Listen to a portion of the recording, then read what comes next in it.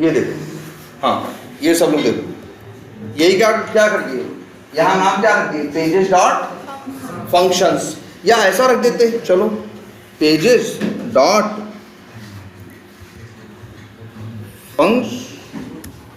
Functionalities, ये कर दो, पेजेस डॉट फंक्शनैलिटीज और पेजेस डॉट OR कहाँ गया, ये है, ये देखो फंक्शनैलिटीज में किसके रख दिया, पेज वाइज वो मेथड्स वाले कोड लिख दिए, और यहाँ पे क्या रख दिया, पेज वाइज OR। देखो दोनों चीजें हैं तुम्हारे पास बताने को, चाहो तो तुम वही बताओ कि हर पेज के लिए कितनी क्लास बना रहे हो, एक बना रहे हो, जो नॉर्मल वाला अप्रोच था। अगर ये वाला बताओगे, जो ये वाला हम कब यूज करते हैं, जब हमको लगता है कि बहुत से एप्लीकेशंस में एलिमेंट्स क्या हैं, जैसे बहुत एप्लीकेशन बहुत बड़े होते हैं, एक एक पेज में बहुत ढेर सारी क्या होती हैं, फंक्शनैलिटीज होती हैं एक एक पेज में, तो अगर दोनों चीज़ एक ही में रखते हैं तो क्लास क्या हो जाती है, बहुत बड़ी हो जाती है। तो कई लोग क्या कर देते हैं, इसको भी थोड़ा सा सेपरेट आउट कर देते हैं, जैसे हम लोगों ने किया। क्लियर है ये? और अब तो ये प्रॉपर समझ में आ गया, और इसको चलाओगे तो चलेगा।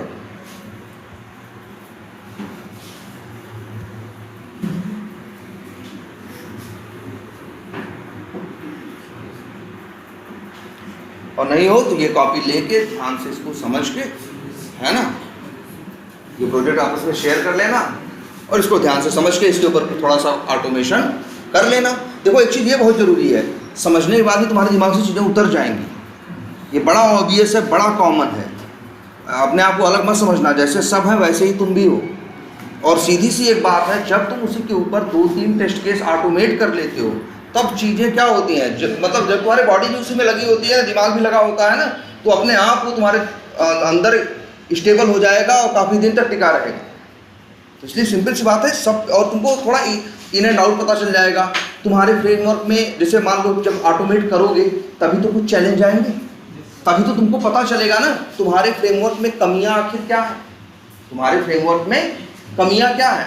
कोई फ्रेमवर्क परफेक्ट नहीं होता, ऐसा नहीं हम लोग बना दिए तो परफेक्ट हो गया, हम लोग बना देते हैं, इसके बाद उसमें कुछ कमियां भी होती हैं, लेकिन यूज़ करते हैं तब कमियां पता चलती हैं। जब कमियां पता चलती हैं तो उनको क्या करते हैं, ठीक करते हैं, है ना। तो हाँ बोलो, प्रोटेक्टेड लगाना, मतलब प्रोटेक्टेड लगा सकता हूं कि नहीं, प्राइवेट लगा सकते हो, प्रोटेक्टेड लगा सकते हो। देखो अभी हमारा यूज़ क्या है ना, तुम अभी देखो क्या हो रहा है, तुम पेज OR वो जो OR वाली एलिमेंट्स हैं, तुम उनको यूज़ कर रहे हो पेज वाइज क्लास के अंदर, लेकिन एक सिनेरियो ऐसा भी बताएंगे जब इनको तुम्हें यूज़ करना होगा कहाँ, बाहर। तो जब बाहर यूज़ करना होगा तो प्रोटेक्टेड काम नहीं आएगा, आखिर तुमको गेटर बनाना ही पड़ेगा। तो जब गेटर बना ही रहे हो तो हम कह रहे हैं कि चाहो तो प्रोटेक्टेड ना बनाओ, उसे क्या बना दो, प्राइवेट ही बना दो। तो उसको तो वैसे भी हमको तो यूज करना है किसको, गेटर मेथड को, वेरिएबल को तो डायरेक्टली हमें यूज करने से हमेशा बचना चाहिए। देखो पासवर्ड गलत होगा शायद, या जो भी है, ये इस तरह से बनाओ, ये प्रॉपर चलेगा, ठीक है। और APIs का क्या है कंडीशन, समझ में आ रही है चीज़ें? सर कुछ नहीं चल रही हैं। अच्छा, कुछ ऐसी भी होंगी जो नहीं चल रही हैं, जैसे इन्होंने देखो यहाँ सिर्फ कॉन्टैक्ट्स है, ये देखो थोड़ा कंफ्यूजन क्रिएट कर रहा है, जितना याद रखना, ये कॉन्टैक्ट्स जो है ये क्या है, ये कलेक्शन है, और ये कॉन्टैक्ट जो है कलेक्शन के अंदर का एक क्या है, फोल्डर है, ये कलेक्शन नहीं है, ठीक है। अच्छा एक काम एक बार ओपन करते हैं जरा, क्या था, एजाइल CRM API डॉक्यूमेंटेशन,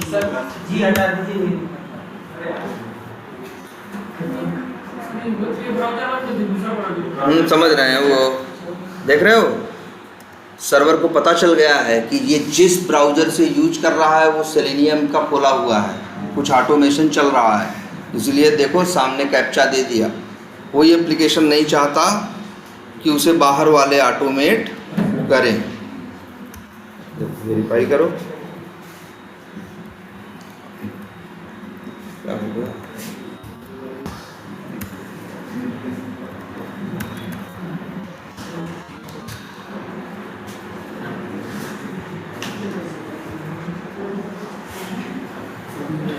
कौन सा नहीं चल रहा था भाई बताओ, तो बताएं। अच्छा, डील का पार्शियल अपडेट और सर कॉन्टैक्ट का वो ईमेल से जो भेजना था वो वाला कॉन्टैक्ट से 10वां number, search contact by email 10 click करते हैं, आ गया। ये है क्या मांग रहा है भाई, डेव, ये इसका एंड पॉइंट या यूआरएल क्या है, यही है ना।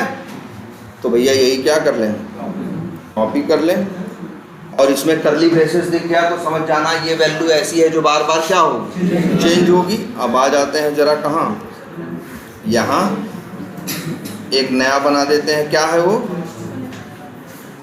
क्या नाम उसका रखें,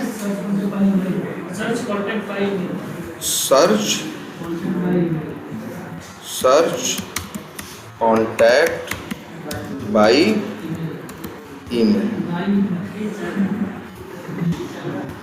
भाई। और सर्च क्या, एक तरह से हम गेट ही करेंगे ना, ढूंढ के वो क्या करेगा, देगा ना हमें, तो नाम रख दे रहे हैं गेट कॉन्टैक्ट बाई ईमेल, ये रख दिया रिक्वेस्ट का नाम, और इसका यूआरएल देना है। तो अब तो हम वेरिएबल बनाए हैं ना, जिसका नाम क्या रखे हैं, बेस यूआरएल। तो हम यार ऐसे देखो कि ऐसे एक अक्षर लिखे, बेस यूआरएल आ गया कि नहीं आ गया। और इन्वायरमेंट कौन सा सिलेक्टेड है, इन्वायरमेंट वेरिएबल बारे में बताया था ना भैया, ये देख लेना था फिर से, डेव है चलो। अच्छा, डेव में वैल्यू क्या है यार, ये तो देखो, ठीक है।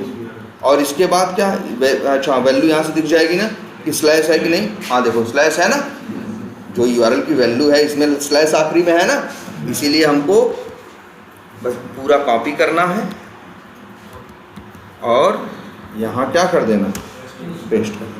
और ये ईमेल यहाँ कोई प्रोवाइड करनी है। अब बताओ कोई ईमेल, अरे यार वो ईमेल होनी चाहिए जो किसी कांटेक्ट की हो, हवा में कोई भी ईमेल डाल दोगे तो नहीं चलेगा। चल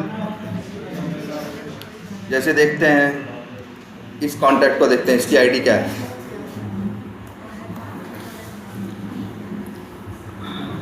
अच्छा ये क्या है, HTML में दे रहा है,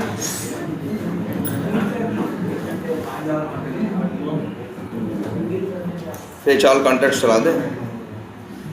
अच्छा एक चीज़ और बताओ, एक बात बताई थी आपको ना, हेडर्स में आप क्या देते हो, एक्सेप्ट। और एक चीज़ ये बताई थी, ये सब तो रिक्वेस्ट हैं, इनके ऊपर ये कौन है, कलेक्शन लेवल पे चीज़ें कर दो तो फिर अलग अलग करने की ज़रूरत नहीं पड़ती। चलो ये तो हेडर्स इसका नहीं, इसी में यूज होगा। ये कौन सा था हमारा, फेच ऑल कॉन्टैक्ट्स। और एक बार ज़रा भेज देते हैं, रिस्पांस पा के कोई ईमेल आईडी पा जाए। हाँ ईमेल आईडी ये है ना ईमेल। अब इसी को यहाँ क्या करो, इस वाली में यही यहाँ क्या कर दो, पास कर दो, ठीक। अच्छा, हाँ नहीं चलेगा भाई ये। अच्छा इतना तो देख लिया ना सब कुछ, गेट पोस्ट ये सब देख लिए हो, जरा इसके बारे में थोड़ा पढ़ना चाहिए था, पढ़ो। अच्छा ये कौन सा मेथड है, यूआरएल मिल गया है, मेथड कौन सा है, गेट। और अक्सर हमको क्या देता है, एक सैंपल भी देता है ना, लेकिन जरा ध्यान से देखना, यहाँ सैंपल कुछ दिख नहीं रहा। वैसे भी ये पोस्ट तो है नहीं कि सैंपल दे, ठीक है। लेकिन अब जरा यहाँ पे ध्यान देना, इसको देखो ये क्या लिखा है। जब बात यहाँ से नहीं समझ में आती तो हम किसको देखते हैं, कर। अब यहाँ पे क्या है, एक्सेप्ट एप्लीकेशन जेसन है, डोमेन है, ईमेल आईडी है, इसमें अच्छा वो टाइप भी तो होगा, क्या बोलते हैं इसको यार, returns contact object which is associated with given email. और ये है कौन सा, गेट है। अच्छा एक मिनट पहले इसको चलाओ, चल तो गया, नो कंटेंट आ रहा है, वो इसलिए आ रहा है, एक काम करते हैं, हेडर्स में हमने क्या दिया है, यहाँ पे डाल दें क्या एक्सेप्ट, और यहाँ लिख दें एप्लीकेशन जेसन, लेकिन वैसे ये भी है 204 आ रहा है ना।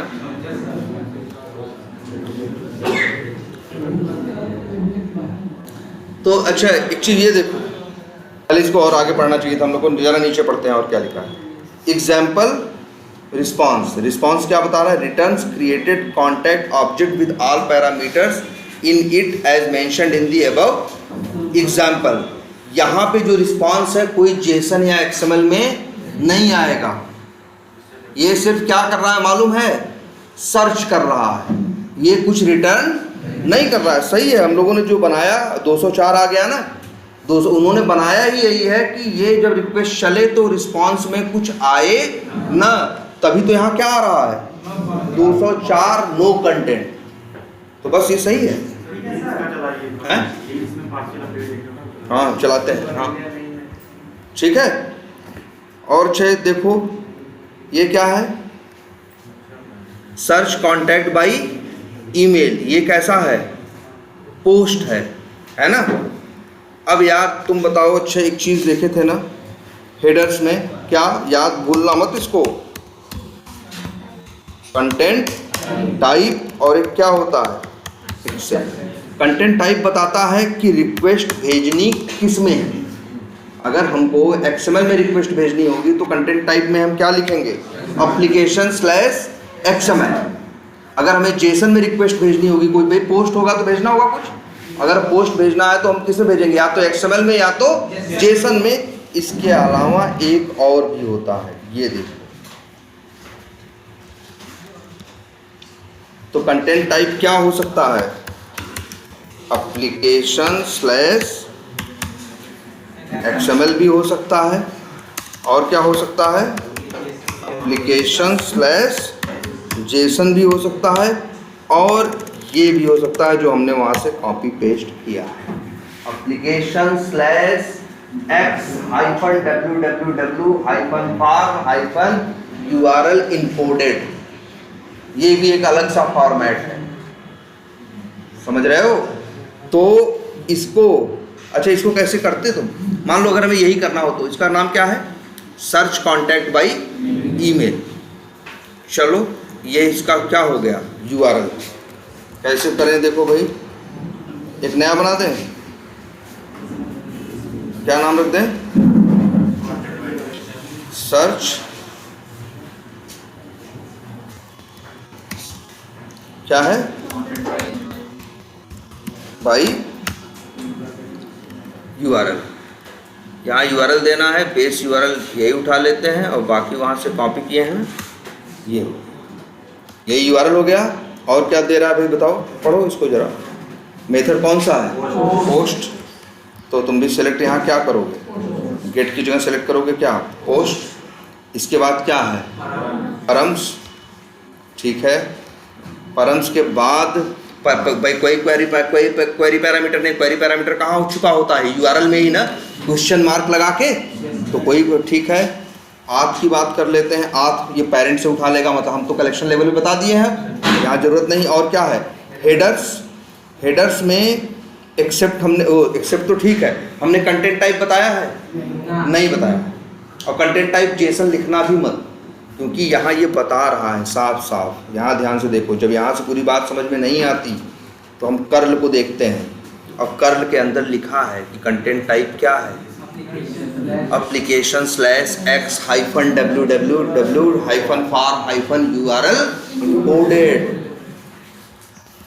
तो चलो हेडर्स को भी नहीं छेड़ते हैं। वैसे भी हेडर्स में देखो एक चीज़ और लिखी है, अगर कंटेंट टाइप में कुछ नहीं लिखा होता है तो इसका मतलब होता है कुछ किसी भी उसमें भेज सकते हो। चलो अच्छा, इसके बाद क्या है? बॉडी। बॉडी में क्या भेजते हैं? जेसन या XML, यही भेजते हैं ना रिक्वेस्ट में। ध्यान से देखो, यहाँ नन लिखा है ना, यहाँ क्या होता है? रा होता है ना, हम लोग रा करके और जेसन यूज़ करते थे। ध्यान से देखो, यहाँ है ना x-www-farm-url encoded। अब यहाँ पे की और वैल्यू में देंगे क्या? ईमेल। यहाँ कुछ बताया है? देखो बताया है, ध्यान से देखो, जो -d के आगे लिखा है वो बता रहा है कि भैया की रहेगा क्या? email _ ID। अब कर्ल को भी ध्यान से देखना सीखो। ये हो गया की, और फिर इसके बाद क्या भेजना है, ये भेजना है क्या, वैल्यू। लेकिन इसकी वैल्यू ध्यान से देखना, ऐसे भेज नहीं होगी, डायरेक्ट भेजोगे तो काम नहीं करेगा, इसी तरीके से काम करेगा, ऐसे। और वैल्यू क्या भेज दें, और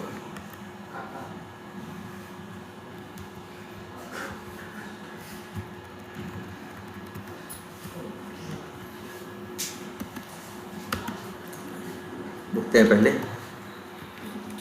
ऐसे ही भेजनी है, ऐसे। और अब इसको करते हैं क्या, सेंड। हो गया सर? 200 तो आया और 200 भी आया, लेकिन वैल्यू आ रही है क्या, एक सेकंड,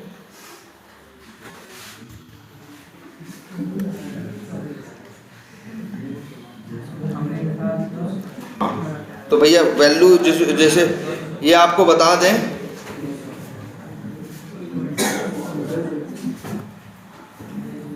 वहाँ ये आपको बता दें 200 आ गया, चल गया, लेकिन जो रिस्पांस में एक्सेप्ट में भाई वो रिस्पांस भी आता है ना, रिस्पांस खाली आ रहा है 204 तो नहीं आ रहा, आ तो क्या रहा है 200, और एक जेसन भी रिस्पांस में आ रही है, लेकिन क्या है, स्क्वायर ब्रैकेट है और क्या है, नल। इनका कोई होगा, हो सकता है ये डिफेक्ट हो, या हो सकता है ये इनकी क्या हो, फंक्शनैलिटी।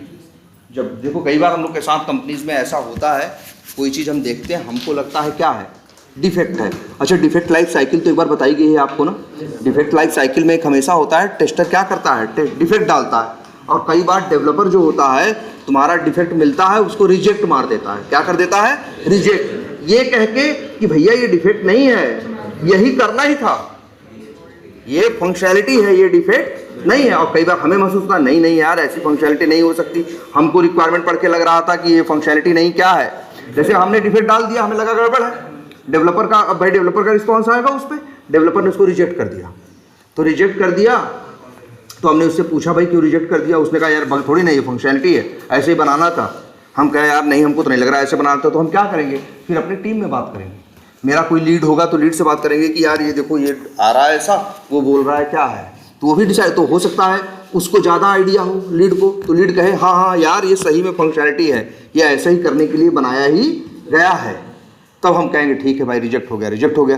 लेकिन कभी कभी क्या होगा, मेरा लीड कहेगा नहीं यार हमें भी लग रहा है ये क्या है।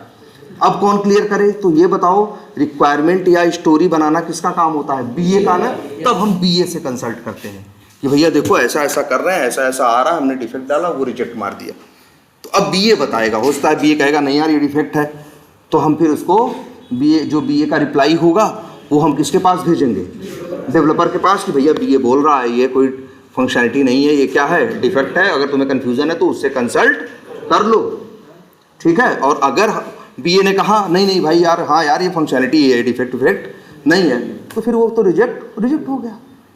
तो ऐसा होता है कई बार, हम लोग कई बार क्या होते हैं, कंफ्यूज होते हैं, इंटरव्यू में सवाल पूछते भी हैं कि आप डिफेक्ट डाले और डेवलपर ने अगर बोल दिया, रिजेक्ट कर दिया, या ये बोल दिया कि ये डिफेक्ट नहीं फंक्शनैलिटी है, तो आप क्या करोगे, तो तुम यही कहोगे एक बार हम फिर से उसको एनालाइज करेंगे, रिक्वायरमेंट पहले देखेंगे और डिफेक्ट को देखेंगे, और फिर अपनी टीम में हो सकता है अपने लीड से, या जो मेरा लीड होगा उस लीड से क्या करेंगे, डिस्कस करेंगे। अगर मान लो हम ही सीनियर, फिर इंटरव्यू यही फंसता है, मान लो तुम ही सीनियर हो टेस्टिंग में, तो क्या उस सिचुएशन में हम पहले तो डेवलपर को कन्विंस करने की कोशिश करेंगे कि यार ये डिफेक्ट, ये फंक्शनैलिटी नहीं, ये क्या है, डिफेक्ट है, और फिर भी अगर वो कन्विंस नहीं होगा तो हम रिक्वायरमेंट पढ़ के पहले समझेंगे, तब भी अगर नहीं वो कंफर्म होगा तब हम किससे बात करेंगे, बीए से, बिजनेस एनालिस्ट से, जिसने रिक्वायरमेंट लिखी है, तो वो कंफर्म करेगा कि आखिर ये क्या है। अगर वो डिफेक्ट होगा तो फिर भैया वो जो रिजेक्ट किया है उसने, वो रिजेक्ट का उसका स्टेटस पहले क्या था, हमने देखो हमने डिफेक्ट डाला, स्टेटस क्या था, न्यू, इसके बाद वो उस डिफेक्ट का वो क्या हुआ, असाइन हुआ, किसके ऊपर, डेवलपर के ऊपर, फिर डेवलपर ने असाइन से उसे क्या कर दिया, रिजेक्ट। अब फिर जो रिजेक्ट किया है वो रिजेक्ट हटाएगा और बग को क्या रख देगा, असाइंड है ना, तो असाइन ही रखेगा। अब अगर काम करना शुरू करेगा तो हो सकता है उसमें क्या कर दे, उसका स्टेटस चेंज करके ओपन कर दे, या बहुत से लोग यहाँ क्या होता है इन प्रोग्रेस, कि मतलब हम अब ये इन प्रोग्रेस करने का मतलब क्या हुआ, डेवलपर ये कह रहा है कि अब हम इस पे काम कर रहे हैं, अब इसको हम फिक्स करेंगे। और एक चीज़ और भी क्या होती है, डिफॉल्ट होता है ना, एक क्या होता है स्टेटस डिफॉल्ट। कई बार ऐसा होता है आप बग डालते हो, डेवलपर कहता है मानता है हाँ ये बग है, लेकिन कहता है ये इतना कोई जरूरी बग नहीं है, इतना इंपॉर्टेंट नहीं है, इसको हम फिक्स करेंगे लेकिन अगले स्प्रिंट में, इस स्प्रिंट में नहीं, इस स्प्रिंट में पहले से ही मेरे पास इतना काम है जो इससे ज़्यादा जरूरी है, इसको हम देखेंगे कब, अगले स्प्रिंट में। तब उसी का स्टेटस चेंज करके क्या कर देता है, डिफर्ड। डिफर्ड का मतलब बग है, मान रहे हैं, फिक्स भी करेंगे लेकिन अभी नहीं, बाद में, तो वही क्या कर देता है, डिफर्ड। यही तो स्टेटस होते हैं ना, असाइन रहता है भाई, या तो वो क्या करेगा, ओपन करेगा, या तो वो क्या करेगा, रिजेक्ट मार देगा, या तो वो क्या कर देगा, डिफर्ड कर देगा, और या तो कई बार चेंज, वो स्टेटस चेंज कर देगा डुप्लीकेट। कई बार ऐसा होता है ना, टीम में 4 लोग टेस्टिंग कर रहे हो, तुम एक डिफेक्ट डाल दिए और वही डिफेक्ट हुआ, तुमको मिला, तुम भी डाल दिए। तुम लिख दिए login page is not displaying, हम लिखे हैं login page is not appearing, तो भाई अलग, लेकिन डिफेक्ट हुआ क्या है, एक ही है ना, हम डाले तो उसने क्या कर दिया, डुप्लीकेट मार्क कर दिया, कह दिया यार ये पहले से ही पड़ा हुआ है, हम लोग इस पे काम कर रहे हैं, ये उसकी डिफेक्ट आईडी है, जाके क्या कर लो, चेक कर, ठीक है। और अब एक चीज ध्यान से देखना, अब जरा कंफ्यूजन हो तो ध्यान इस पे भी देना, कर्ल पे। जब तुम्हें न समझ में आए ये जो रिक्वेस्ट है या जो उसका डॉक्यूमेंटेशन, जिस रिक्वेस्ट का तुमको समझ में बहुत ज्यादा नहीं आ रहा है, वहीं से तो ध्यान से देखो, उसमें किसमें, कर्ल में। कर्ल में ये चीज लिखी होगी, यूआरएल भी लिखा होगा, कर्ल में ये भी लिखा होगा क्या, कंटेंट टाइप, क्या लिखा होगा, कंटेंट टाइप। और अगर कंटेंट टाइप नहीं लिखा है तो इसका मतलब है तुम कोई स्पेशल कंटेंट टाइप नहीं है, तुम चाहो तो इसमें भेज लो, चाहो तो उसमें भेज लो। और अगर जैसे यहाँ लिखा हो ना साफ साफ कंटेंट टाइप, फिर क्या लिखा था, x-www-or-url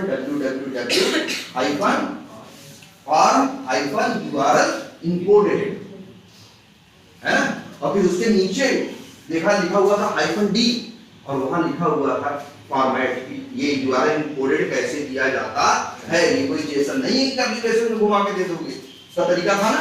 देखो हमने वैसे ही क्या किया, उसको कॉपी किया, पेस्ट किया, चलाया, देखो क्या हो गया, चल गया। अब क्लियर हुई बात। तो अब जरा कर्ल को भी देखो, और सभी एच का मतलब कौन समझे, हेडर्स हो गया वो, हाँ एच का मतलब हेडर्स है, डी का मतलब डी, हाँ डी का मतलब क्या हुआ, उसी के लिए हुआ, डेटा के लिए हुआ, कि आखिर डेटा किस फॉर्मेट में तुमको, वो सॉरी किस तरह से देना है, बॉडी में हम लोग जाकर कोई डेटा दे सकते हैं, बिल्कुल डी समझ लो बॉडी के लिए। और तुम लेकिन देखो कर्ल तुम देखोगे तो कर्ल देख के तुम्हें काफी कुछ समझ में आ जाएगा। अगर कई बार ऐसा रहता है, बहुत जगह ऐसा भी रहेगा कि जैसे इसने खूब कहानी लिख रखी है ना, बहुत जगह काम करोगे वो सीधे कर्ल पकड़ा देंगे, हर रिक्वेस्ट के अंदर से तुम क्या दिखाई देगी तुमको, कर्ल। तो कर्ल में सब कुछ होता है यार, कर्ल को ध्यान से तो देखो, उसमें यूआरएल भी मिलेगा, उसमें कंटेंट टाइप भी दिखेगा, एक्सेप्ट में जो जरूरी होगा वो लोग मेंशन किए हो। क्लियर है। तो काम हमें कैसे मिलेगा एपीआई टेस्टिंग में, रिक्वायरमेंट आएगी और हम लोग क्या बनाएंगे, वो एपीआई के लिए क्या बनाएंगे, रिक्वेस्ट, और उनको टेस्ट करके देखेंगे। अच्छा मान लो हमने 100 रिक्वेस्ट बना दी, कितनी 100, और हम टेस्टिंग कर रहे हैं, तब से टीम में एक नया आदमी आया, क्या आया, एक नया आदमी आया। अब वो क्या करेगा, उसको भी मान लो एपीआई पे टेस्टिंग करना है, तो भैया 100 में से कभी हमें कुछ टेस्ट करना पड़ता है, कभी उसे, तो एक तो ये वो बेवकूफी की जा सकती है क्या, कि वो अपने में ऐड रिक्वेस्ट करके 100 रिक्वेस्ट क्या करे, ऐड करे, लेकिन ये करने की जरूरत नहीं है। इसी पोस्टमैन के कलेक्शन पे जब राइट क्लिक करोगे, क्या करोगे, राइट कलेक्शन के ऊपर जब राइट क्लिक करना, तो वही एक ऑप्शन आएगा एक्सपोर्ट, किसका आएगा, एक्सपोर्ट का ऑप्शन आएगा। चलो रिकॉर्डिंग तो हो ही रही है, एक सेकंड यहीं देखो, ये रिकॉर्डिंग में मिलेगा, राइट क्लिक किया,